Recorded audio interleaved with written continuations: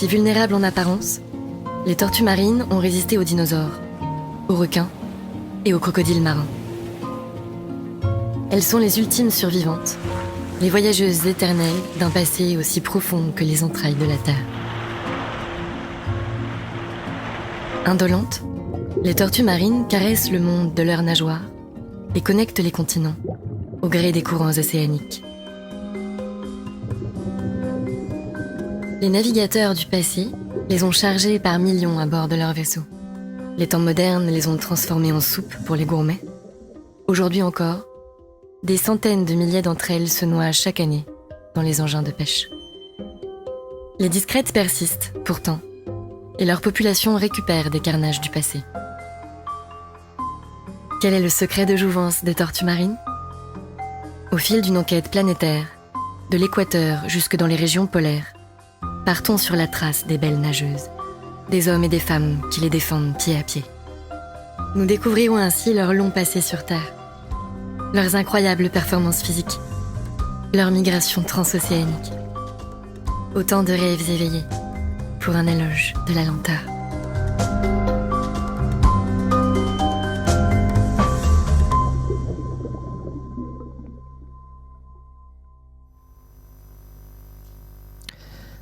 Alors j'ai découvert les tortues marines un petit peu par hasard en Guyane il y a une vingtaine d'années. J'étais en mission de terrain à l'invitation de Jean-Yves Georges et Yvon Lemao, mes collègues du CNRS à Strasbourg. Et bien sûr j'ai été émerveillé déjà par la taille des tortues luttes en Guyane, par leur beauté bleutée et leur capacité aussi à creuser des nids parfaits en aveugle avec leurs nageoires arrière. Et donc j'ai été confronté à ces tortues luttes qui sont les géantes et vraiment les plus grandes des 7 espèces existantes de tortues marines que vous voyez alignées ici, de la plus petite qui fait à peu près 60 cm de long jusqu'à la tortue lutte de 2,20 m, donc qui est plus grande que moi. Et ces 7 espèces de tortues sont réparties un petit peu partout sur la planète. La tortue de Kemp ne niche que dans une partie du golfe du Mexique. La tortue olivâtre, par contre, a une répartition relativement mondiale. La tortue à dos plat est endémique du nord-ouest de l'Australie et de la Papouasie. La tortue imbriquée est vraiment emblématique des récifs coralliens dans les eaux chaudes de la planète. La tortue kawan, alias le tank, est très présente en Méditerranée. C'est celle qui vient nicher sur les côtes du Languedoc maintenant. La tortue verte et la végétarienne, on la trouve sur les herbiers des eaux chaudes et parfois tempérées un peu partout sur la planète. Et puis voilà, la tortue lutte, c'est celle que vous avez découvert juste avant. Alors pourquoi est-ce que j'étais en Guyane il y a une vingtaine d'années ? Parce que je suis un spécialiste de l'utilisation des appareils électroniques pour suivre les mouvements des animaux marins en mer, plutôt des oiseaux marins, on va le voir. Mais à l'époque, j'avais fait construire les premiers GPS suffisamment résistants à la pression pour accompagner des tortues luttes jusqu'à 1200 mètres de profondeur au cours de leur voyage dans l'Atlantique. Et donc mes collègues m'avaient dit viens nous aider à mettre ces appareils sur les tortues luttes de Guyane. Et voilà, à l'époque, la technologie GPS était relativement nouvelle au début des années 2000. C'était excitant d'avoir ce type de précision que voilà, maintenant on a tous dans nos téléphones portables et dans les systèmes de navigation de nos voitures. Mais à l'époque, vraiment, on sortait les premières études pionnières sur les mouvements des tortues marines. C'est-à-dire qu'avant, ces tortues luttes, on les voyait disparaître au large des plages guyanaises dans cette eau marronasse et on ne savait pas trop ce qu'elles allaient faire. Et au début des années 2000, grâce à une autre technologie, donc aux balises Argos, mes collègues du laboratoire de Strasbourg ont pu suivre pour la première fois les mouvements de ces tortues luttes en Atlantique Nord. Et on voit qu'elles vont aller faire vraiment des milliers de kilomètres et des grandes boucles ici dans le Gulf Stream. Certaines iront jusqu'aux Canaries, donc une exploitation très vaste de l'Atlantique. Et on continue à se demander ce qu'elles vont faire là en plein milieu de l'océan. Mais ce qui est clair, c'est que au cours de ces voyages, elles rencontrent des bateaux de pêche. elle rencontre des bateaux de pêche et notamment des bateaux de pêche à la palangre, donc avec ces très grandes lignes et des hameçons au bout. Et ces pêcheries, malheureusement, capturent de manière accidentelle beaucoup de tortues. C'est-à-dire que dans le cadre des travaux de Sabrina Fawcett et de plein de collègues d'un réseau international, on a pu établir une cartographie du risque de capture accidentelle de ces tortues en Atlantique. Donc vous voyez, là où c'est rouge, forcément ça chauffe sec au large de l'Afrique de l'Ouest. Avec également une responsabilité du Brésil, de l'Angola, de la Namibie et des États-Unis, de l'Espagne aux Canaries pour ces captures accidentelles. Et quand j'étais en Guyane française, j'ai vraiment compris en fait que ces captures accidentelles dont on va reparler, c'est vraiment un des grands enjeux pour la conservation des tortues marines, pas seulement des tortues luttes, mais de toutes ces espèces. Et ce qui était clair dans cette publication, c'est qu'on identifiait l'Afrique de l'Ouest vraiment comme un point chaud de ces captures accidentelles. Et ça, pour moi, c'était pas une nouvelle parce que je le savais que c'était également un endroit où il y avait beaucoup d'oiseaux marins qui étaient capturés sur les engins de pêche. Et en fait, cette zone de l'Afrique de l'Ouest, c'est un peu le trou noir à l'échelle planétaire des pêcheries incontrôlées et extrêmement dommageables pour les environnements marins, y compris par des unités de pêche subventionnées par l'Europe. Comme on voit sur cette diapo.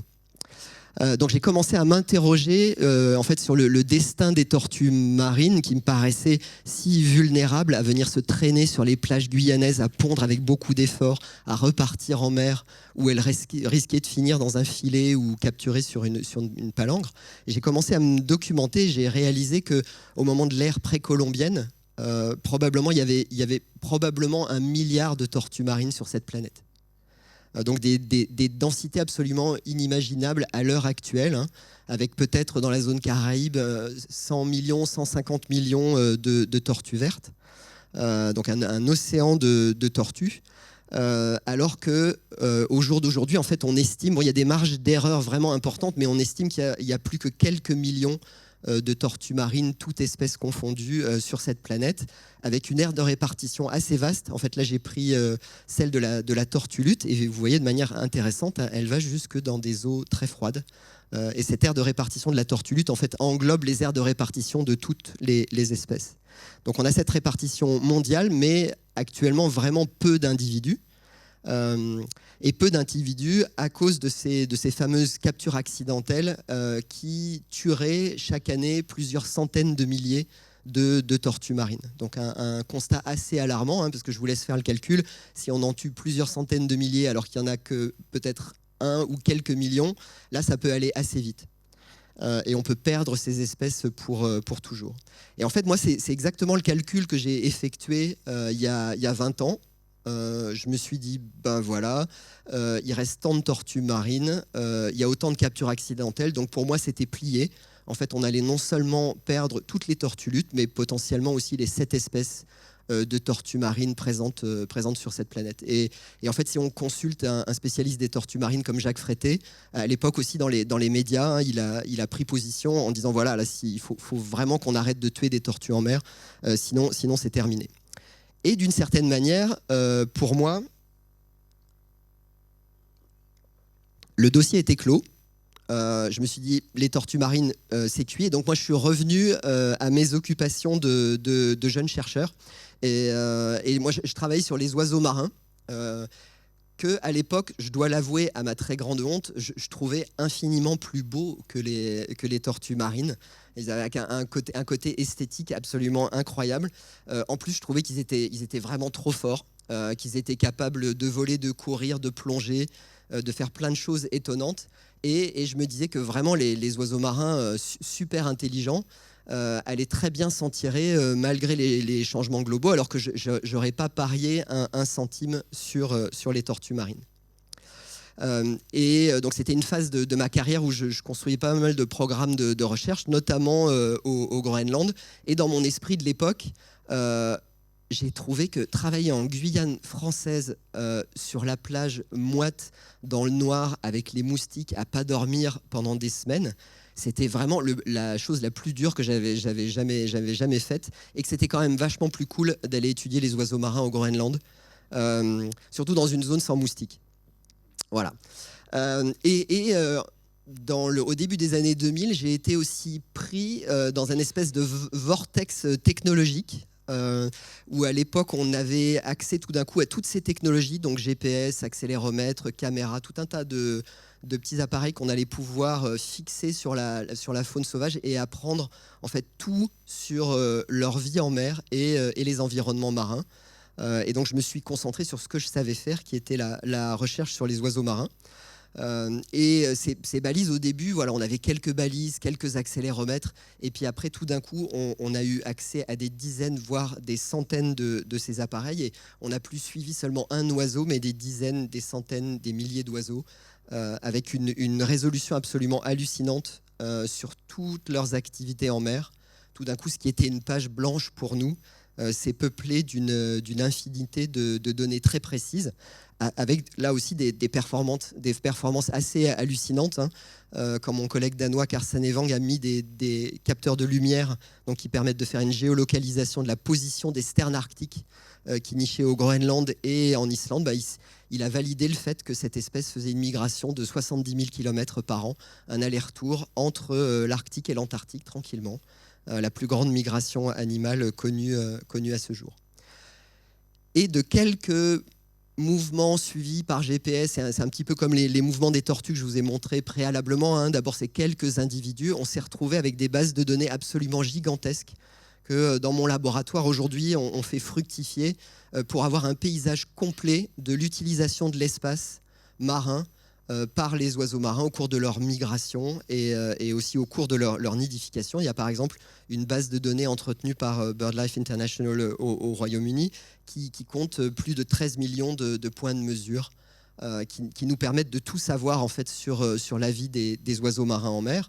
Mais au départ de ce projet, il y avait tout le fun en fait, de découvrir ces mouvements en mer, mais très rapidement, en fait, on en est venu à l'impact des changements globaux. Parce que les oiseaux marins qu'on étudiait, ils étaient sous l'incidence du réchauffement climatique. Donc très rapidement, mon programme de recherche au Groenland s'est transformé en un programme qui permettait de tester l'incidence du réchauffement de l'Arctique. L'Arctique se réchauffe 4 fois plus rapidement que le reste de la planète. Donc l'impact de ce réchauffement sur les écosystèmes côtiers de l'Arctique. Les côtes de l'Arctique, c'est 1/3 de toutes les côtes de la planète. Et en fait, par le prisme de ces oiseaux marins qui étaient exposés à ces changements très radicaux. Par exemple, le tout petit oiseau qu'on voit, qui s'appelle un mergule nain, qui fait que 150 grammes et qui mange du plancton, ce petit oiseau est sous l'incidence de la disparition de la glace de mer. On voit l'océan derrière, ça devrait être couvert de glace. Là, c'est complètement ouvert. Alors, je vous montre... Aussi juste pour le plaisir et s'assurer que personne ne dort. Donc un petit oiseau de l'Arctique éminemment sociable et pas farouche, parce que là je suis assis sur un caillou en face des oiseaux, je filme avec mon téléphone.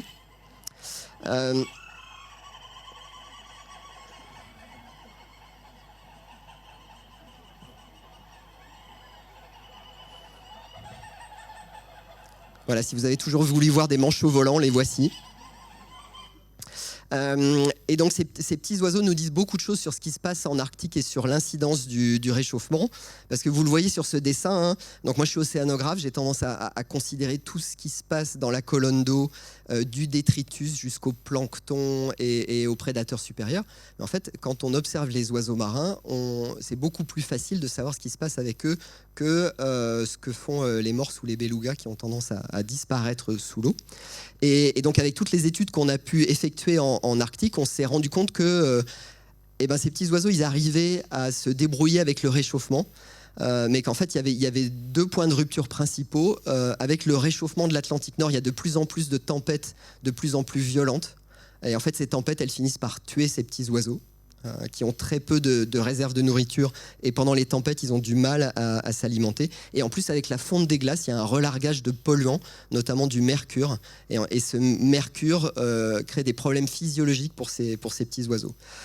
Donc voilà, on est quand même assez inquiet pour le futur de la faune arctique, notamment des oiseaux.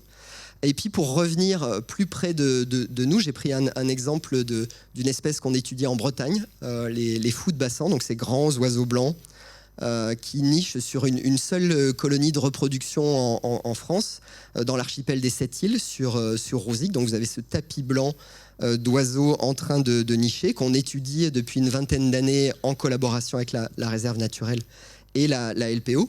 Et pour moi, en fait, quand j'ai commencé à travailler sur les fous de bassin, pour moi, c'était l'archétype de l'oiseau vraiment résilient vis-à-vis des changements globaux. Donc un oiseau de 3 kg, 1,80 m d'envergure, un bec de samouraï, assez agressif et prompt à défendre son territoire. Et vraiment, pour moi, c'était une espèce puissante, adaptable, que je voyais résister aux changements globaux. Et là, ce qui a vraiment plombé l'ambiance, c'est que ça a été peste et choléra. Et je vous conseille à consulter cette vidéo en ligne réalisée par Aurélien Prudor de Wild Talks, qui s'appelle Une histoire de fou, parce qu'on s'est rendu compte que les fous de bassin cumulent donc l'effet de la compétition alimentaire avec les pêcheries. Les pêcheries prélèvent trop de ressources qui pourraient servir à nourrir les oiseaux. Ils sont sous l'incidence du réchauffement. En fait, ce qui se passe en Manche, donc le réchauffement de l'océan a une incidence sur les bandes maquereaux, les bandes maquereaux qui préfèrent les eaux plutôt froides. Et ces bandes maquereaux, non seulement ils sont surpêchés, mais en plus ils vont glisser vers le nord. Il y aura plus de maquereaux autour de l'Islande et ils ont tendance à disparaître en Manche. Et les maquereaux, en fait, c'est la nourriture préférée des fous de bassin. Donc là, ils ont un problème d'alimentation. On a été également confronté aux captures accidentelles dans les engins de pêche, notamment en Afrique de l'Ouest. C'est la diapo que j'ai montrée avec le chalutier préalablement. Et cerise sur le gâteau, les fous de bassin ont été très affectés par l'épidémie de grippe aviaire de 2022, donc une épidémie de grippe aviaire qui trouve son origine dans les élevages en batterie de volailles et qui après va toucher la faune sauvage. Et là, on a perdu la moitié de la population nicheuse. Donc le constat était quand même assez alarmant avec les oiseaux marins que je pouvais étudier au Groenland ou en Bretagne. Mais en fait, en discutant avec les uns et les autres, en écologie, il y a souvent cette perception que en fait, ailleurs, ça va être mieux. C'est-à-dire que dans l'étude que je suis en train d'effectuer, ça se passe pas très bien.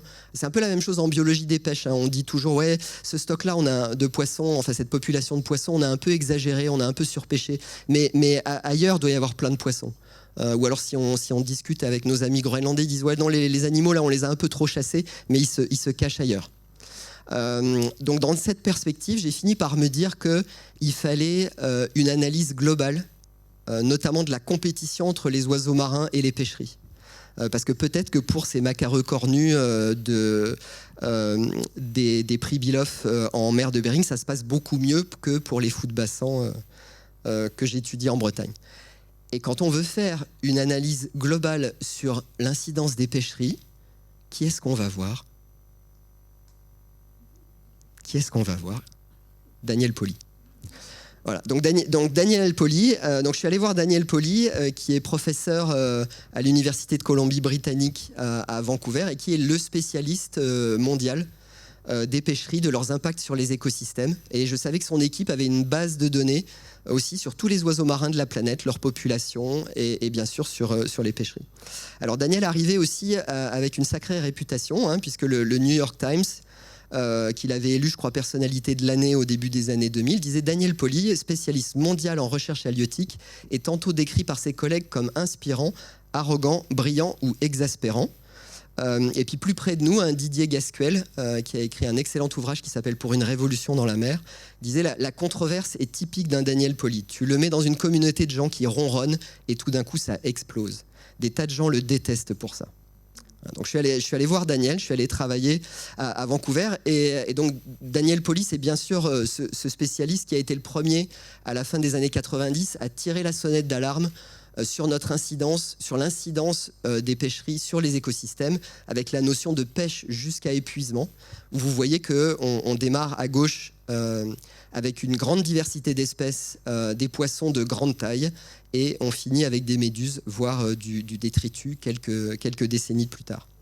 Alors je connaissais ces travaux scientifiques, mais en collaborant avec Daniel, ce que j'ai aussi découvert, c'est un personnage de roman. C'est un personnage de roman et aussi une ambition scientifique, mais aussi un agenda politique derrière ces travaux. Alors on s'interroge aujourd'hui beaucoup sur la position du chercheur dans la société, sur notre engagement en politique. Bien sûr que la recherche est politique, bien sûr que notre activité est politique. Et je pense que Daniel en est un excellent exemple, puisque toute son activité trouve ses racines dans les luttes des années 60 et 70. Notamment aux États-Unis, mais aussi en Europe. Donc j'ai rédigé sa biographie scientifique, qui est disponible en français et en anglais. Mais on a aussi effectué cette analyse mondiale de l'incidence de la compétition des pêcheries avec les oiseaux marins. Et qu'est-ce qu'on a trouvé? Donc vous avez ici la taille de la communauté mondiale des oiseaux marins, c'est cette ligne qui décline entre 1970 et 2010. Donc vous voyez une baisse assez inquiétante. Et en même temps, la ligne du haut, c'est les volumes pêchés à l'échelle planétaire et les volumes de proies pêchées qui pourraient être des proies potentielles pour les oiseaux marins. Et vous voyez que ces pêcheries augmentent, puis se stabilisent et déclinent légèrement. Et en fait, ce qu'on a trouvé, c'est que malgré la diminution de la taille de la communauté mondiale des oiseaux marins, il y avait de plus en plus de compétition alimentaire créée par les pêcheries. C'est vraiment l'étau des pêcheries qui se resserre sur les oiseaux marins. Donc j'étais quand même assez défrisé de voir aussi que de mon vivant, en 50 ans, on était passé de 1 milliard d'oiseaux marins à peu près la moitié sur cette planète. Et pour moi, ça détruisait complètement ma perception des oiseaux marins comme adaptables, intelligents. Je veux dire, quand même, une tortue verte, 6 grammes de cerveau. Je veux dire, le programme est quand même très simple. Le programme est quand même très simple. Et si on compare avec la performance physique, l'adaptabilité de ce manchot Adélie, pour moi, ça me paraissait vraiment assez dingue que les oiseaux marins puissent péricliter de la sorte. D'autant plus que, à peu près au même moment, je tombe sur cette publication et quelques autres. Et donc cette publication qui dit des succès pour la conservation des tortues marines à l'échelle planétaire. Donc tout d'un coup, vraiment contre toute attente, 20 ans après mon expérience, presque 20 ans après mon expérience guyanaise, les tortues marines avaient l'air de se porter beaucoup mieux. Et donc ce que vous voyez ici, en vert, sont les populations de tortues marines étudiées sur le long terme qui ont tendance à croître. Donc il y a quand même beaucoup plus de points verts que de points rouges sur ce graphe. Et pour moi, c'était complètement inexplicable. Parce que ce que j'avais vu de travail de protection des plages de reproduction de tortues marines, pour moi, c'était du temps de perdu parce qu'il y en avait tellement qui se faisaient tuer en mer par les pêcheries, c'était impossible de les sauver. Et ça a été le point de départ d'une grande enquête. Donc je me suis remis très sérieusement à la plongée en bouteille. J'ai fait une enquête sur les tortues marines un petit peu partout dans le monde. Déjà pour que ce soit une expérience immersive au sens propre du terme et aussi pour rencontrer ces tortues dans leurs environnements. Mais aussi je me suis inspiré pour ce livre de l'activité rédactionnelle d'un écrivain américain qui s'appelle David Quammen. Donc David Quammen, qui a d'abord étudié la littérature à Yale, s'est après passionné pour les mondes sauvages. Il a même disparu une décennie dans l'ouest des États-Unis. Et puis en 1997, il a publié ce monument qui s'appelle The Song of a Dodo, qui est sur la biogéographie insulaire. Ou qu'est-ce qu'il y a de particulier avec les espèces sauvages et l'évolution des espèces en milieu insulaire, aussi pourquoi on en perd beaucoup plus en milieu insulaire qu'ailleurs. Et j'ai été vraiment ébloui par cet ouvrage et aussi par un autre qui s'appelle Spillover, qui notamment nous prévenait de l'épidémie de coronavirus quasiment une décennie avant que ça nous tombe sur le dos. Et en fait, la technique de travail de David Quammen, c'est que bien sûr, il s'imprègne de toutes les connaissances scientifiques sur un sujet, mais également, il va à la rencontre des scientifiques qui étudient ces questions sur le terrain, y compris en Afrique face à Ebola et tout ça. Et en fait, son livre parle de science, mais devient un roman d'aventure. Et donc, c'est précisément ce que j'ai eu envie de faire. Et d'autre part, j'avais été très marqué par une écologie décoloniale de Malcolm Ferdinand.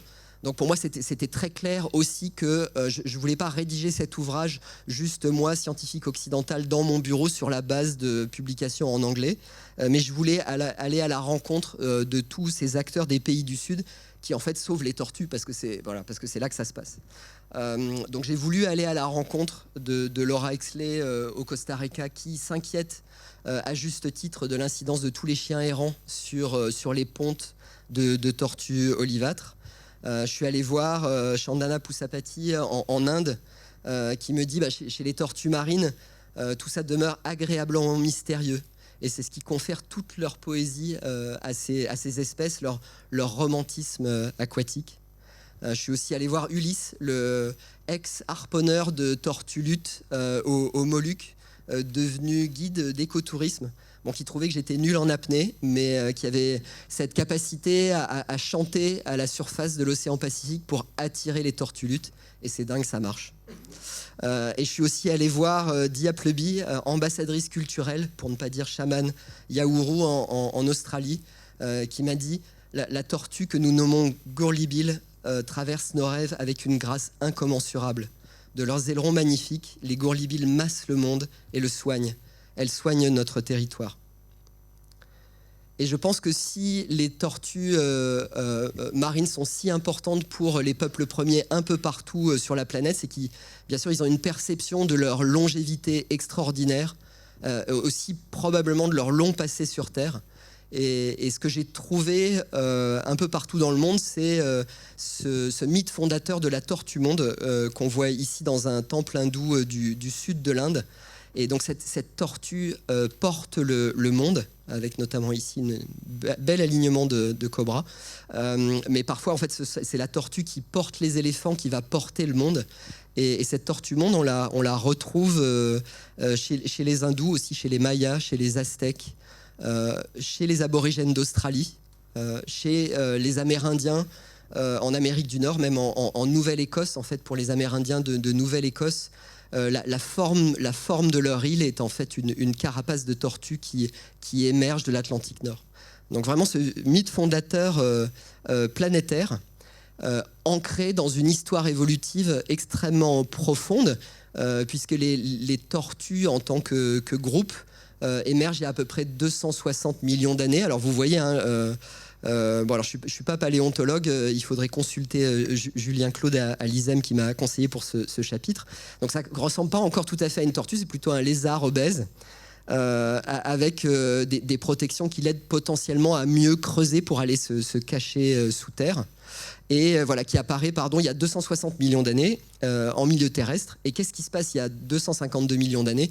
Première extinction de masse. Qui va dézinguer 90% de toutes les espèces marines, 75% des espèces terrestres. Les lézards obèses traversent cette crise et reviennent à la vie marine d'une certaine manière il y a à peu près 220 millions d'années. Alors on retrouve notre espèce de lézard, proto-tortue marine, dans ces environnements marins. Et il y a 200 millions d'années, qu'est-ce qui se passe? Re-extinction de masse, redisparition des trois quarts des espèces marines. Les proto-tortues marines traversent cette crise. Et on pense que par la suite, il y a des dizaines d'espèces de tortues marines différentes qui émergent. Et très souvent, ces tortues marines sont des géantes. Donc je vous présente Archélon, qui fait 4 mètres de long, que vous pouvez admirer au musée d'histoire naturelle à Vienne, qui vivait il y a à peu près 75 millions d'années, et une hypothèse pour expliquer ce gigantisme chez ces tortues marines du passé, c'est que voilà, elles faisaient face à des prédateurs tout aussi géants. Donc ici, je vous présente Bruce. Donc c'est un mosasaure qui est présent dans un musée au Canada, et Bruce, sa grande bouche là est suffisamment grande pour gober une camionnette. Donc c'est sûr que face à des cocos comme ça, en tant que tortue, j'ai envie en fait de m'échapper par la taille pour être moins facilement croqué. Mais les tortues marines seront bientôt débarrassées de tous ces prédateurs terribles des océans, parce que qu'est-ce qui se passe il y a 66 millions d'années? Astéroïde, paf, re-extinction de masse. les tortues marines traversent. Vous savez, c'est comme dans la chanson, le matou revient le jour suivant. Donc les braves tortues marines sont toujours là et elles parviennent jusqu'à nous, miracle. Donc c'est là où quand même, après avoir consulté tout ça, tout d'un coup j'étais en admiration devant les tortues. Je me suis dit mais c'est juste incroyable qu'elles parviennent jusqu'à nous. Et quand on voit la tortue imbriquer cette merveille de marqueterie qui plane au-dessus d'un récif corallien, ben on s'interroge vraiment sur les origines de cette résilience incroyable. Et je ne vais pas tout vous dévoiler, je vais juste vous donner quelques petites pistes. D'abord, bien sûr, un corps comme un coffre-fort. Vous voyez quand même, il y a une grosse carapace sur 6 des 7 espèces, parce que la tortue lutte n'a pas vraiment de carapace. Mais voilà, mais j'ai ce corps vraiment très protégé des prédateurs. Je ne peux pas rentrer ma tête comme une tortue terrestre, mais je suis quand même relativement protégé. Quand il y a beaucoup de requins, comme les tortues à dos plat dans le nord-ouest de l'Australie, et que je me repose à la surface, je dresse mes nageoires en dehors de l'eau pour pas trop me les faire croquer. Après, un élément en fait vraiment sous-estimé, c'est un bec extrêmement tranchant. Donc si vous voulez aller aider sur les plages à la conservation des tortues, c'est très bien. En plus, généralement, on les observe de l'arrière pour pas les déranger. Mais si par hasard, vous avez des choses à faire devant la tortue, eh ben, faites quand même bien gaffe parce que le bec, il est très tranchant. Et ça, à mon avis, les requins et les crocodiles marins, ils le savent. Et après, voilà, un hydrodynamisme soigné, c'est-à-dire que autant ces tortues... On l'a vu sur la tortue lutte au tout début, vraiment, elle se traîne avec difficulté. Elle pèse 600 kilos, il faut qu'elle se traîne sur la plage et tout ça. Une fois dans l'eau, un petit coup de nageoire et elle glisse jusqu'à 35 km/h et échappe très facilement. Bien sûr, c'est des reptiles, donc il y a un métabolisme naturellement bas, donc un mode de vie extrêmement frugal qui va permettre à la tortue de jeûner très longtemps. Pour traverser potentiellement certaines crises, y compris les extinctions de masse. Et par exemple, les tortues luttes qui vont se gaver d'énormes méduses au large de la Nouvelle-Écosse l'été, une fois qu'elles sont gonflées comme des bibendums, bon, il faut en manger beaucoup des méduses pour prendre du gras à ce point-là, mais voilà, une fois qu'elles font 600-650 kilos, potentiellement elles peuvent jeûner pendant 6 mois sans trop de problèmes. Et bien sûr, là je ne vais pas trop en dévoiler, mais voilà, il y a un vieillissement à tout petit feu, voilà, avec une longévité absolument extraordinaire. Et aussi, on oublie toujours de le mentionner, quand même une fécondité assez dingue, avec ces centaines d'œufs. Les tortues luttes, quand elles arrivent en Guyane, à chaque fois elles vont pondre une centaine d'œufs, 10 kilos d'œufs dans un nid. Et ça, elles vont le faire 4-5 fois dans la saison. Donc ça fait beaucoup d'œufs. Et en plus, il y a des stratégies de groupe, comme vous le voyez ici. Alors on parle souvent des arribadas, en parlant du Costa Rica, du Mexique, et en montrant toutes ces tortues olivâtres qui montent par milliers, voire par dizaines de milliers sur la plage pour pondre. Mais ça se passe aussi en Inde. En fait, les arribadas les plus amples se passent dans le golfe du Bengale, en Orissa, où parfois 150 000 tortues olivâtres montent d'un coup en quelques jours pour pondre. Voilà, donc ça fait beaucoup d'œufs, et forcément, au moment de l'éclosion, les prédateurs sont noyés par toutes ces petites tortues qui partent en mer, et ils vont pouvoir en gober seulement une partie, d'autant plus que les gens qui font les documentaires animaliers sont des gros feignants. Ils vont aller filmer les émergences de tortues le jour, pour bien montrer comment les frégates les bouffent et tout ça, alors que 95% des émergences se font de nuit. Voilà. Parce que quand même, les tortues sont pas bêtes, elles n'ont pas trop envie de se faire bouffer par les frégates. Donc elles partent de nuit, les petites tortues. Et après, bon là, je monte la séquence aussi vraiment pour le plaisir, parce que la petite tortue verte qui fait 15 cm, je pense, est vraiment trop mignonne. Donc ces petites tortues, elles vont partir. Et au contraire de cette petite tortue qui est très tranquille dans les eaux de Martinique, elles vont vite se sauver en haute mer pour échapper aux prédateurs. Parce que le plus dangereux pour elles, c'est tous les poissons prédateurs des zones côtières. Donc elles vont partir en haute mer, nager pendant des jours. Et là, elles vont disparaître en haute mer pendant des années, voire des dizaines d'années. Et c'est ce qu'on appelle les années perdues. Mais elles sont perdues que pour nous, parce que pour les petites tortues, elles vont grandir, elles vont grossir. Et en fonction de la nourriture qu'elles vont trouver, elles vont revenir sur leur plage natale, ou à côté, en tout cas dans la même région, pour pondre. Peut-être 10 ans, 15 ans, pour les moins chanceuses, 45 ans après leur naissance. Donc là aussi, on est vraiment sur des cycles de vie qui sont ancrées dans le temps long. Voilà, quelle merveille. Alors normalement, au bout d'un moment, elles respirent, vous allez voir. Parce que quand même, c'est les championnes du monde de l'apnée. Mais de temps en temps, il faut venir respirer à la surface de l'océan.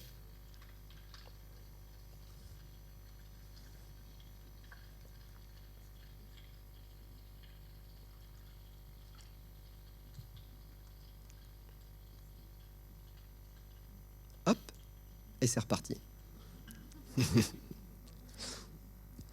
Donc, je pense qu'il faut qu'on puisse se réjouir de ces succès en termes de conservation. Clairement, on le doit à toutes ces personnes qui s'engagent sur les plages que visitent les tortues pour pondre, pour protéger les nids, pour écarter les chiens errants, etc. Mais en mer, il y a quand même des menaces sérieuses auxquelles il va falloir faire face. Et ce qui a été extrêmement médiatisé, c'est l'incidence des déchets plastiques, des sacs en plastique mangés par les tortues. Et moi, j'avais cette connaissance, en fait, parce que voilà, on est sous l'incidence des médias, c'est clair. Et moi, je pensais aussi que voilà, les déchets plastiques ingérés par les tortues, c'était la menace numéro 1 quand elles étaient dans les océans. Eh ben non. En fait, bon, c'est sûr que manger du plastique, c'est pas bien. Et toutes les tortues marines de Méditerranée, par exemple, mangent des microplastiques. Mais en fait, les taux de mortalité, et il y a encore une étude récente qui compare ça chez les mammifères marins, chez les oiseaux marins et chez les tortues. En fait, les mortalités effectives par ingestion de plastique sont vraiment toutes petites. Alors que vous vous souvenez, on a des centaines de milliers de tortues qui meurent à cause des engins de pêche.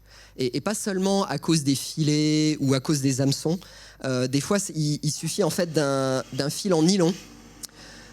Et je vous présente la tortue Greta, que vous rencontrerez aussi dans le livre. Et ce qui a mis Greta dans cet état, c'est un simple fil en nylon dans lequel elle s'est emmêlée pendant des jours et pendant des semaines jusqu'à perdre une de ses nageoires. Et après, en fait, comme elle était prisonnière de ce fil en nylon et qu'elle flottait à la surface, bah, vous voyez sur sa carapace, elle s'est pris une hélice de bateau. Et ce qui veut dire que Greta n'a plus qu'une nageoire fonctionnelle sur 4. Voilà. Et ça c'est la menace principale. Et ce qui veut dire que le plus gros levier en faveur de la conservation des tortues marines qu'on peut avoir à l'heure actuelle, on parlera peut-être après de l'incidence du changement climatique dans la discussion, mais à l'heure actuelle, le plus gros levier en faveur des tortues marines qu'on peut avoir, c'est vraiment une réforme des pêcheries, des pratiques de pêche. Et c'est là où on a toutes les cartes en main pour rentrer dans un cercle vertueux. Parce que des pêcheries durables qui capturent plus de tortues marines, c'est également des pêcheries durables qui vont nourrir 2 fois plus de personnes dans les pays pauvres. Et aussi qui, même en France, nous permettront de manger du poisson jusqu'à l'éternité sans détruire les ressources marines. Et je voudrais conclure aussi sur le fait que tous ces programmes de terrain qui visent à protéger les tortues, et en fait on en vient à la chanson des Beatles, hein, les tortues, ben en fait si elles sont là, c'est With a Little Help from My Friends. Mais tous ces programmes de terrain qui permettent de protéger les tortues marines, ben on fait beaucoup de choses aussi pour les personnes qui sont venues les aider. Et là, je rapporte la parole de Sophie Davé qui dit « Ce programme fait beaucoup pour les tortues marines, mais aussi pour les milliers de jeunes gens qui ont participé depuis le début. Personnellement, ma confiance en moi est tout autre depuis que je travaille ici. Je ne pensais pas que c'était possible. » Voilà, je vais vous laisser en compagnie de cette belle nageuse qui vous remercie. Et voilà, j'ai essayé d'être leur porte-parole ce soir et je vais prendre vos questions. Voilà, je voulais remercier l'Agora pour l'invitation, les très très nombreuses personnes qui m'ont aidé dans ce projet, notamment mon éditeur Stéphane Durand et mon épouse Bénédicte Martin qui a illustré le livre. Merci beaucoup.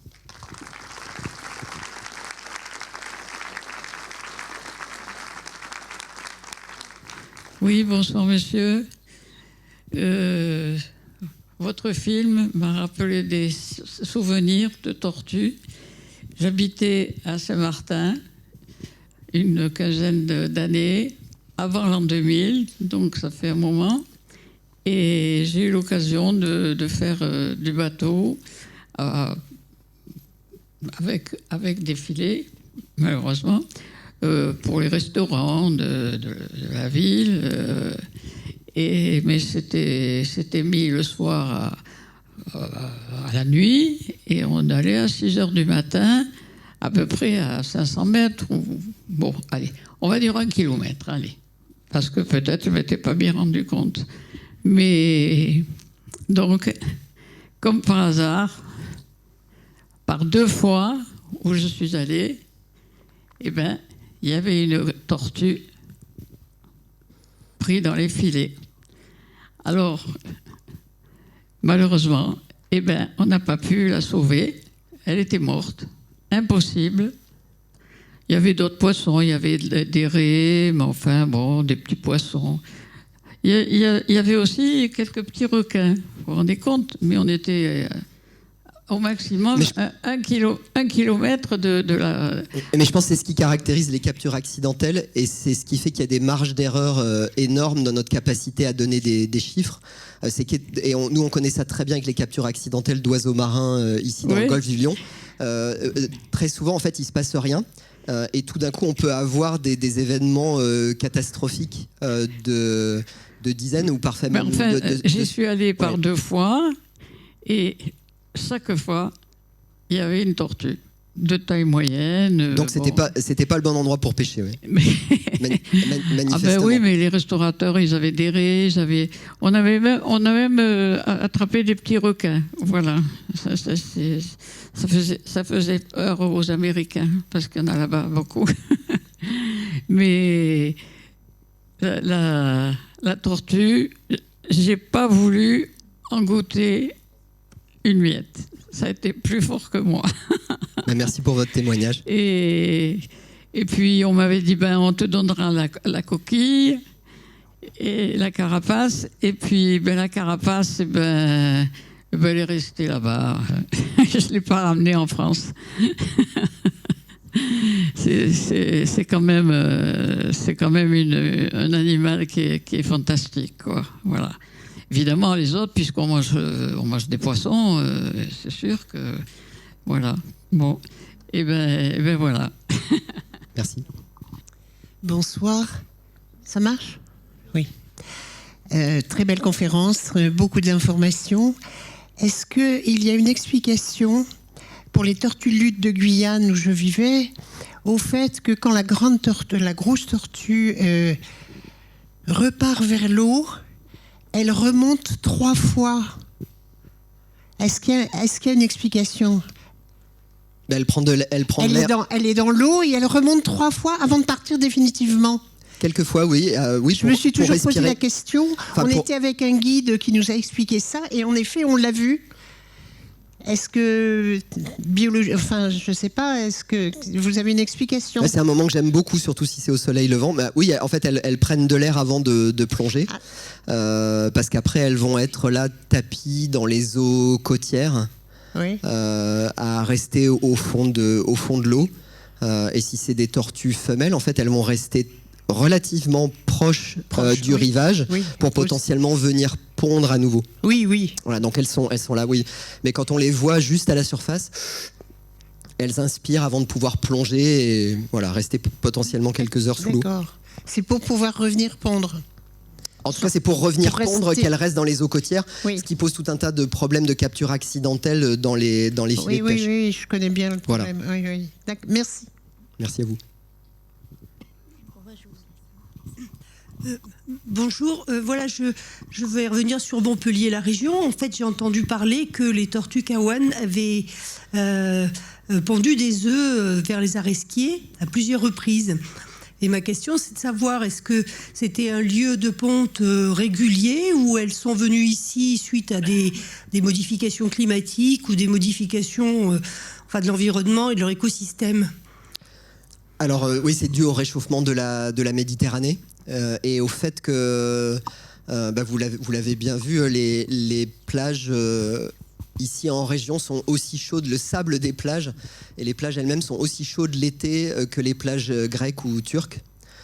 Et donc on atteint le niveau de température qui est propice pour la nidification des tortues kawan.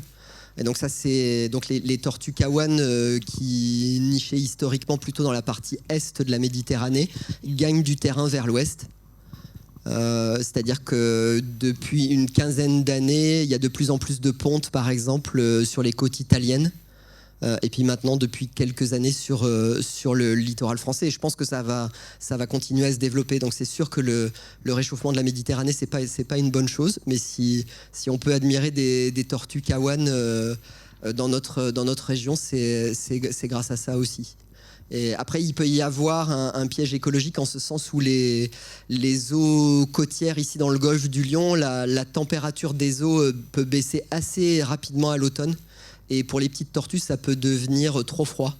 C'est-à-dire que pour les petites tortues, si on descend en dessous de 15 degrés, par exemple, elles risquent de tomber en torpeur et potentiellement de mourir. Donc on ne connaît pas encore les taux de survie de ces petites tortues qui sont nées sur les plages ici dans la région. Mais normalement, il va y en avoir de plus en plus. Oui, bonjour. Merci de vos propos. Compte tenu des problèmes vécus par les baleines concernant la pêche, comment avez-vous des idées sur la façon dont pourrait s'envisager une réglementation mondiale pour les tortues ? Alors pour les tortues, donc il y a déjà tout un tas d'initiatives. Déjà, quand il s'agit des chaluts, il y a un système de trappe en bas du chalut qui va s'ouvrir si une tortue est prisonnière pour la laisser sortir. C'est quelque chose qui est utilisé depuis des dizaines d'années. Et par exemple, les bateaux de pêche aux États-Unis doivent avoir ce système-là et l'utiliser. Et donc ça, c'est une initiative qui normalement gagne du terrain même à l'échelle mondiale pour éviter de noyer les tortues dans les chalutiers. Après, je pense que la régulation... Alors après, il y a aussi des types d'hameçons. Il y a des types d'hameçons arrondis, plus arrondis que la moyenne, qui permettent d'éviter les captures accidentelles sur les palangres. Après, il y a des systèmes lumineux qui sont testés aussi sur les engins de pêche pour éloigner les tortues marines. Enfin, en tout cas, voilà, il y a tout un panel de mesures qui sont disponibles et qui ont été testées par les spécialistes des tortues marines et qui peuvent être mises en place. Et je dirais qu'après, pour les autres groupes, oiseaux marins et mammifères marins, après, les mesures sont relativement variées. Par exemple, si on a réussi à quasiment éradiquer les captures accidentelles d'albatros de pétrel dans l'océan austral, c'est parce que les bateaux de pêche ont commencé à mettre les palangres de nuit. Et donc de nuit, il y avait moins de captures d'oiseaux marins qui venaient essayer de prendre les appâts sur les hameçons et qui se prenaient sur les hameçons. Après les captures accidentelles de dauphins le long des côtes, enfin de la partie au nord du golfe de Gascogne, là par contre il s'agit d'un moratoire qui spécifie qu'on doit fermer une certaine zone à une certaine époque de l'année parce qu'on sait que c'est un point chaud de capture des dauphins et que en fait voilà, il y a des grands spécialistes basés à La Rochelle qui ont bien identifié la zone et la période de l'année où ça se passe. Et donc là en fait c'est juste une question de volonté politique de dire ben voilà, si vous voulez plus tuer de dauphins à cette période de l'année, il faut pas pêcher là. Voilà, mais oui, il y a tout un panel de mesures. Oui, bonjour. Moi, ma question, c'est est-ce qu'il pourrait y avoir un déséquilibre entre les tortues mâles et les tortues femelles ? Les tortues femelles se faisant braconner quand elles vont pondre. Alors ça, effectivement, il y a des zones dans lesquelles toutes les tortues qui montent sur le rivage sont mangées. On m'a dit que c'était le cas, par exemple, à Madagascar. Alors que les tortues mâles, effectivement, ne vont quasiment jamais à terre. Par contre, les tortues mâles sont également tuées sous forme de capture accidentelle. Et vous l'avez vu, en fait, le problème des captures accidentelles est, je dirais, est gigantesque par rapport aux animaux qui vont se faire manger. C'est-à-dire que, par exemple, à Mayotte, on disait qu'il y avait 300... Enfin, j'ai vu le chiffre de 350 tortues consommées dans l'année. Bon, bah, c'est sûr qu'il faut pas manger les tortues femelles qui viennent pondre, mais ces 350 tortues, moi, je vous parle de centaines de milliers qui meurent dans les engins de pêche. Donc il faut bien voir l'échelle des choses. Après, par contre, il peut y avoir un déséquilibre mâle-femelle en ce sens où la température de la plage détermine le sexe des petites tortues. Et donc les plages extrêmement chaudes ne vont produire que des femelles. Il va y avoir une féminisation. Et ça, c'est une menace sérieuse liée au réchauffement climatique. Alors il y a deux choses potentielles. Une, c'est qu'il faut quand même beaucoup moins de mâles que de femelles pour maintenir une population, parce que les mâles vont s'accoupler avec plein de femelles et c'est les femelles qui vont pondre des milliers d'œufs. Et d'autre part, les tortues marines, pour certaines populations, on a vu qu'elles adaptent leur calendrier de ponte pour pondre un peu plus tôt dans l'année, pour éviter la plus forte chaleur et éviter de produire que des femelles. Mais on estime que cette plasticité n'est pas suffisante pour enrayer une féminisation de la population. Et je pense que cette féminisation, au moins pour certaines populations, ça va être un problème sérieux. Merci, bonsoir, merci. C'était très intéressant. Je voudrais apporter un complément d'information à ce que vous venez de dire sur Mayotte, et puis j'aurais également une question à vous poser. Donc sur Mayotte, en fait, le chiffre de 350 tortues braconnées est tout à fait... c'est une estimation qui est faite par le REMAT. C'est un réseau d'échouage des tortues marines et des mammifères marins qui est basé sur les restes des tortues qui sont retrouvées sur les plages. Or, à Mayotte, dans la plupart des cas, les tortues sont embarquées sur des embarcations de fortune et sont braconnées dans des mangroves, dans des endroits sur l'arrière-plage. Et les restes ne sont pas retrouvés. Donc, l'estimation de 350 est absolument très, très inférieure à la réalité. Voilà, malheureusement, malgré la Convention de Washington où toutes les espèces de tortues sont protégées, à Mayotte, département français, elles continuent d'être massivement braconnées et consommées. Voilà, donc il existe des personnes sur le terrain qui font des permanences sur les plages, sur les sites de ponte pour justement faire de la dissuasion passive au braconnage. Et des initiatives existent et il faudrait effectivement davantage de citoyens pour pouvoir développer ces surveillances. Et donc la question que je voulais vous poser, en fait j'en ai deux, c'est concernant les juvéniles. Étant donné que vous êtes quand même très au clair avec la technologie, je me demandais s'il était possible d'appareiller ces petites tortues avec des micro-balises pour pouvoir éventuellement les suivre et en savoir un petit peu plus sur ces années perdues. Ça, c'est la première question que je voulais vous poser. La seconde question, c'est concernant la communication des tortues marines entre elles. Il y a des recherches, je crois, qui sont un peu balbutiantes, et notamment Damien Chevalier s'y intéresse dans les Antilles. Et savoir si ce type de recherche va se développer, parce que je pense que ça pourrait être très, très intéressant, et notamment par rapport aux captures accidentelles, savoir si des gros chaluts pourraient, à condition de comprendre leur langage, si ces gros chaluts pourraient être appareillés de sons qui écarteraient, qui feraient fuir les tortues des zones à risque. Merci, je vais pouvoir tenir 1 heure. J'en ai d'autres, sinon. Donc tout d'abord, juste pour bien clarifier les choses, je pense l'avoir dit, mais je réitère. Vous savez, il y a une dizaine d'années, il y avait ce prix, les héros de la biodiversité, qui était un truc un peu people. Mais moi, je pense que pour moi, les héros de la biodiversité, c'est toutes ces personnes sur le terrain qui vont protéger les tortues. Donc moi, je suis en admiration. Donc c'est vraiment ces personnes qui sont sur le front, parfois même dans des zones vraiment dangereuses, contrôlées par des plages contrôlées par les narcotrafiquants. Voilà. Donc vraiment, moi, il y a des terrains sur les tortues marines qui sont tout simplement dangereux. Et les gens y sont, et ils y vont. Donc voilà, donc ils ont toute mon admiration et je pense que leur travail est vraiment nécessaire. Et je dois dire que ce qui se passe sur Mayotte, ça nous renvoie aux périodes historiques où en fait les tortues étaient exploitées de manière industrielle comme nourriture. Et ce qui a créé vraiment l'effondrement des populations. Et là, ce qu'on contemple actuellement, c'est vraiment des reliques de ce passé, de ce milliard de tortues, à cause des consommations. Après, par rapport à votre première question, oui, il y a des études que je détaille dans le livre pour suivre les mouvements des petites tortues en mer. Ça pose tout un tas de problèmes éthiques par rapport à la taille des appareils et la taille des appareils par rapport à la taille des petites tortues. Voilà, on ne peut pas faire n'importe quoi. Donc moi, j'ai fait ma thèse dans un groupe qui était pionnier dans l'utilisation de toutes ces micro-balises, mais également pionnier par rapport à toutes les études d'impact des micro-balises sur le comportement des animaux. Donc je suis particulièrement sensible à la question. Et je pense qu'il y a eu pas mal d'études pionnières sur les petites tortues qui avaient des balises trop grosses.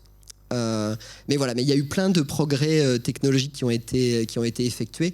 Et c'est comme ça qu'on sait que les petites tortues marines qui naissent dans la zone Caraïbe en une année, 2 années vont traverser l'Atlantique, vont se retrouver aux Açores, vont se retrouver en Afrique de l'Ouest, aussi grâce à des modèles mathématiques de la circulation des courants océaniques qu'elles utilisent pour voyager. Donc voilà, donc il n'y a pas des foules de publications, mais il y en a quand même que j'ai trouvé vraiment passionnantes, voilà, que je relate dans l'ouvrage. Après, pour la communication acoustique, alors ce que les dernières études montrent, c'est que les tortues sont capables de générer des sons. Donc les tortues sont surtout des organismes visuels.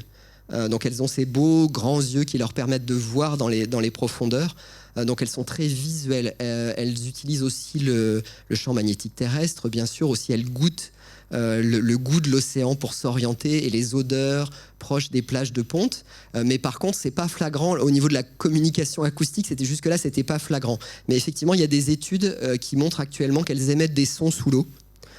Qu'on a du mal à classifier ou même savoir à quoi ça peut servir. On a découvert d'ailleurs que les manchots aussi émettent des sons sous l'eau. Donc là, vraiment, cette recherche est balbutiante. Après, de là à faire des signaux auditifs sur les engins de pêche, vous savez, pour les animaux marins, et d'ailleurs, il y a un très bon livre qui vient de paraître là-dessus, en fait, maintenant, les océans sont assourdissants. C'est assourdissant. Et ça, je pense que c'est une des choses aussi qu'on ne perçoit pas tant que ça. Enfin, nous, on le perçoit quand on plonge des fois. Mais pour les tortues marines en Méditerranée, par exemple, je veux dire, ça doit être juste assourdissant. Donc, de là à rajouter encore des signaux sonores, je ne sais pas. Ouais, recherche, c'est le tout début des recherches sur ce thème. Oui. Merci. Oui, moi j'ai une autre question là-haut. Oui, je vous vois. Merci beaucoup déjà pour votre présentation qui était passionnante. Moi, j'aimerais savoir qui s'engage sur la protection des tortues en France, entre les associations, les institutions, et quels sont les moyens alloués, sont-ils plutôt en évolution positive, et aussi sur la législation, est-ce qu'elle évolue selon vous positivement?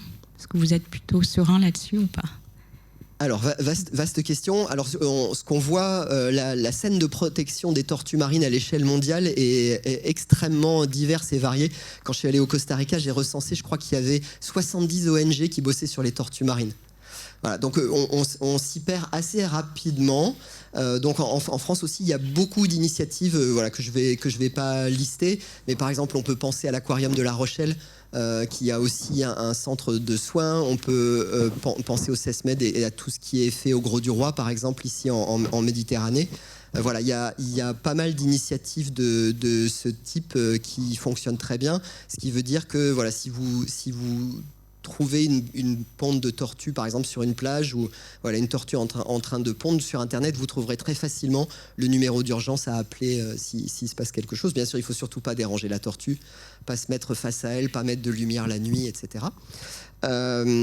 Et après, pour ce qui est de la législation, tous les reptiles sont protégés en France, et donc les tortues en font partie.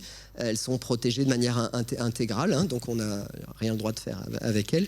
Et après, je dirais que les tortues en France seront probablement bien protégées là où elles viennent pondre, si elles peuvent pondre, parce que j'ai vu par exemple, quand je suis allé enquêter à Naples, on m'a montré des photos aériennes où la tortue Kawan, on voyait bien à la trace, elle était sortie de l'eau, elle avait buté sur une paillote avec des fauteuils en plastique qui recouvraient la plage, elle avait fait demi-tour et elle était repartie dans l'eau. Donc il faut, et là en fait ça va poser, et je dirais qu'on n'est pas du tout prêt en fait à accueillir les tortues marines sur notre littoral, parce qu'il y a des choses partout, il y a des paillotes, il y a une barre lumineuse la nuit, qui va les déranger, qui va déranger les petites tortues. Donc ça pose vraiment des problèmes assez fondamentaux, mais c'est bien de se poser ces questions-là par rapport à la manière dont on aménage ou pas le littoral.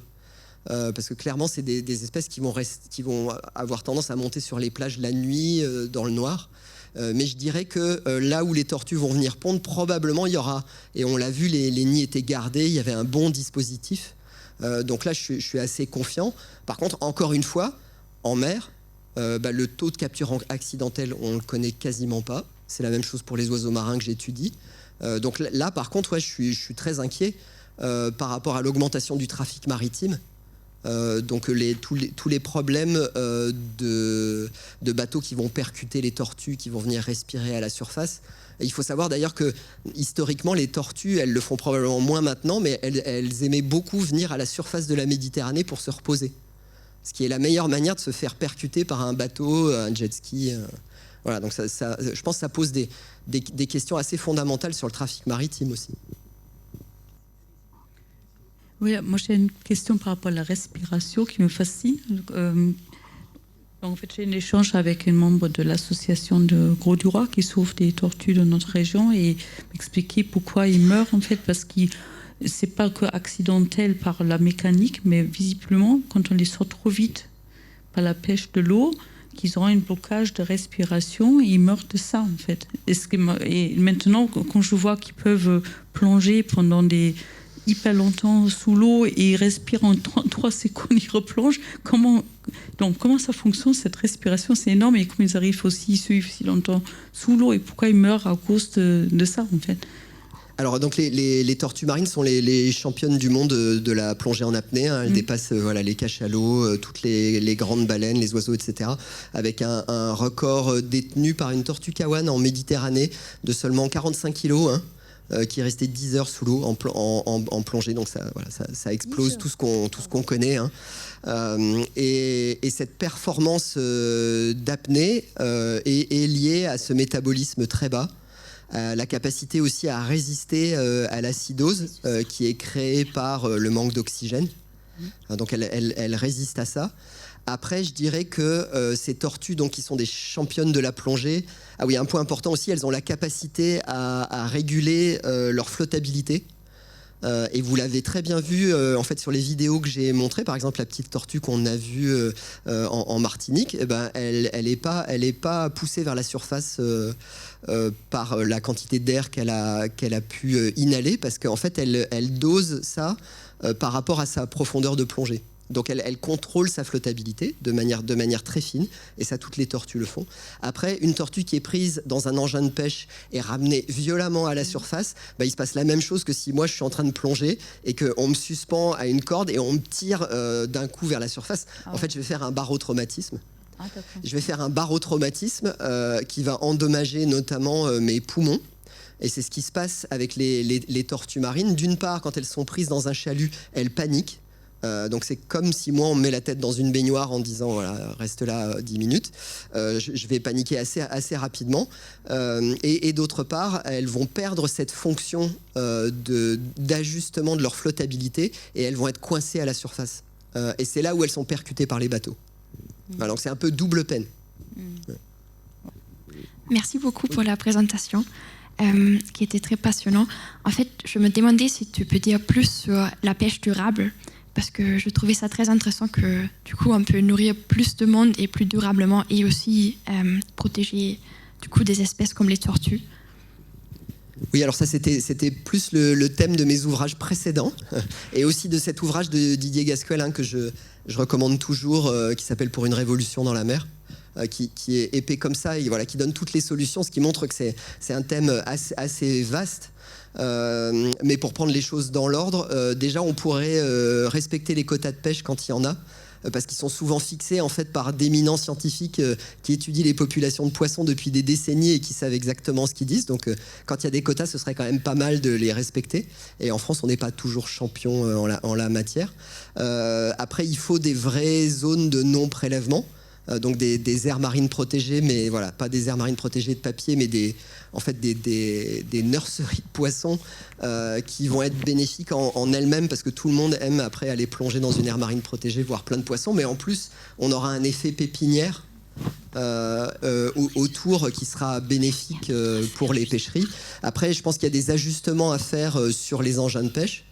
Après, il faut arrêter ce qu'on appelle les pêches minotières. La pêche minotière, c'est une pêcherie généralement dans les pays du Sud, c'est le cas au large de l'Afrique de l'Ouest, qui capture plein de petits poissons pélagiques, pas pour nourrir les gens, et certainement pas les gens des populations locales, mais pour faire des farines de poissons, pour nourrir les saumons qu'on va bientôt manger à Noël. Et voilà, donc ça forcément, c'est une aberration écologique et même thermodynamique, je dirais, au niveau de l'utilisation des ressources. Et après, voilà, il y a un traité sur la haute mer qui va entrer en vigueur début 2026, qui sera vraiment bénéfique parce qu'actuellement, la haute mer, au-delà des eaux territoriales, ça a tendance vraiment à être le Far West, avec très peu de réglementation au niveau des pêcheries et très peu de réglementation par rapport aux captures accidentelles. Par exemple, je n'ai pas détaillé, mais la situation est vraiment pas terrible pour les tortues luttes en Atlantique, mais elle est désastreuse dans le Pacifique. En fait, les tortues luttes du Pacifique sont en train de disparaître. Elles risquent de disparaître de mon vivant. Et pourquoi ? Donc, il y a des pêches à la palangre dans les eaux hauturières au large de l'Amérique du Sud. Donc, c'est Pacifique Sud-Est, qui sont très peu contrôlées. Et on sait en fait que ces pêcheries-là tuent énormément de tortues luttes.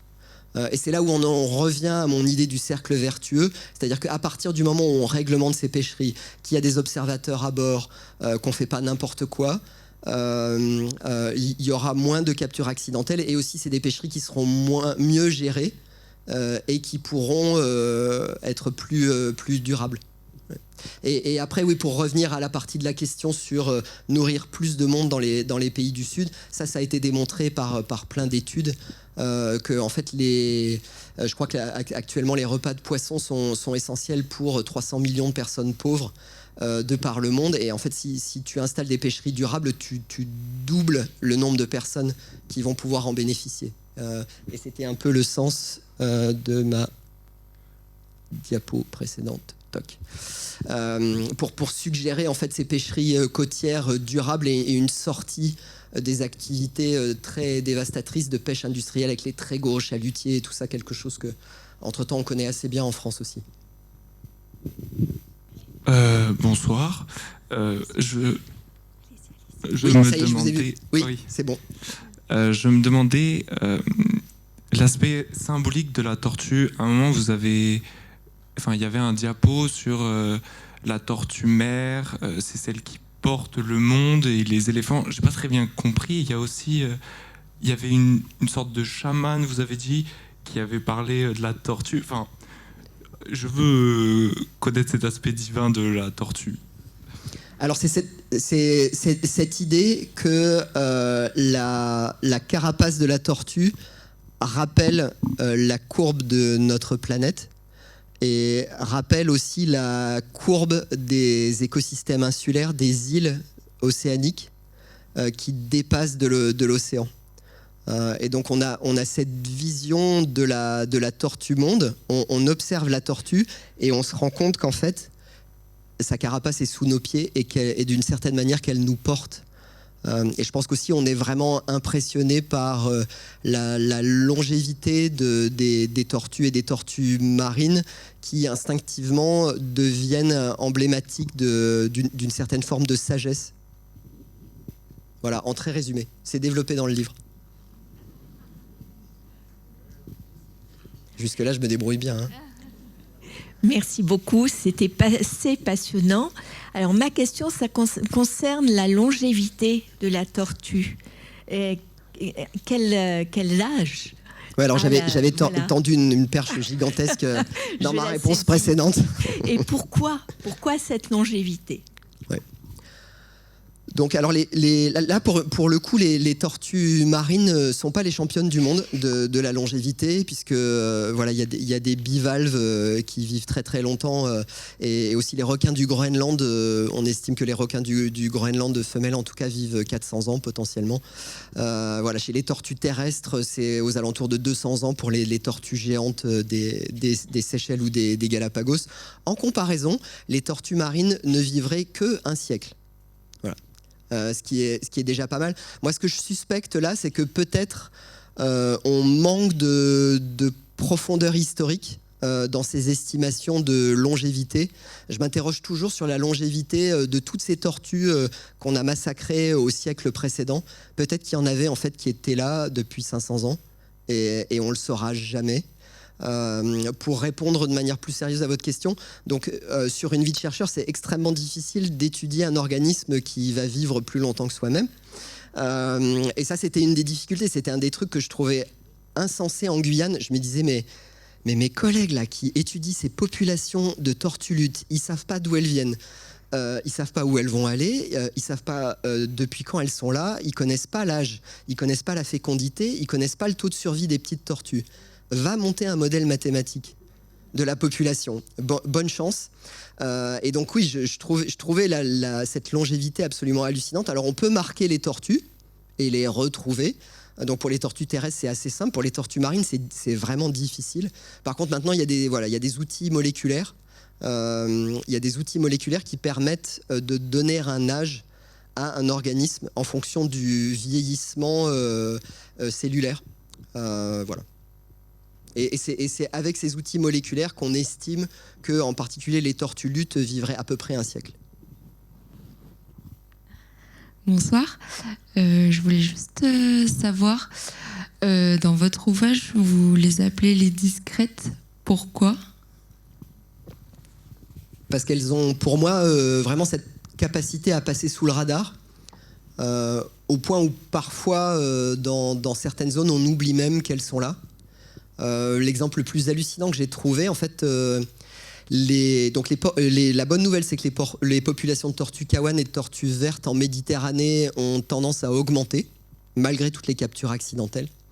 Et je suis allé voir un super programme de recherche à Chypre qui étudie les tortues kawan et les tortues vertes. Et donc, ils marquent les tortues. Voilà. Et aussi, les collègues mettent des balises sur les tortues pour savoir où elles vont. Et ces tortues, en hiver, elles ne trouvent pas mieux que de partir d'abord en Égypte, puis après de longer toute la côte de la Libye pour aller jusqu'en Tunisie. Personnellement, si j'étais une tortue, j'irais pas me planquer dans une zone de guerre et de non-droit. J'ai trouvé ça hallucinant. Elles vont aussi dans le Sinaï. Elles sont au large de Gaza. Donc voilà, ce que j'ai trouvé vraiment, j'ai trouvé un contraste saisissant entre les turpitudes actuelles de l'humanité et tous les soucis qu'on a, qui sont quand même assez conséquents, et puis cette capacité à juste ignorer tout ce bazar, à plonger tranquillement et en fait à disparaître sous les flots et à traverser tranquillement les océans, parce que les mêmes tortues kawan, certaines d'entre elles traversent facilement le Pacifique dans sa grande largeur, hein, de la Basse-Californie jusqu'au Japon. Voilà, donc je suis assez fasciné par ces mois et ces années dans le bleu, parce que quand on fait de la plongée, c'est un peu le plus vertigineux, hein, quand on se retrouve dans le bleu ou dans le noir la nuit. Et voilà, et elles vont passer des années dans cet environnement où on les verra pas.